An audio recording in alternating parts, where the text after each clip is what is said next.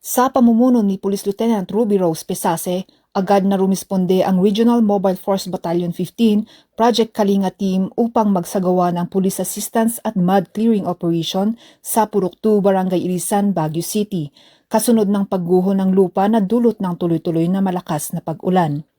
Nakipag-ugnayan at nakipagtulungan ang mga pulis sa Barangay Local Government Unit, Barangay Peace Action Team ng Irisan at mga residente sa paglilinis at pag-aalis ng naipong putik, bato at iba pang debris na nagbanta sa kaligtasan ng mga tahanan at ng komunidad.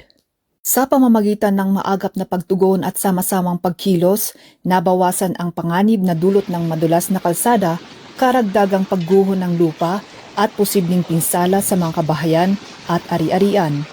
Ang isinagawang operasyon ay bahagi ng patuloy na paghahanda at disaster response efforts ng kapulisan upang matiyak ang kaligtasan at kapakanan ng publiko sa panahon ng kalamidad.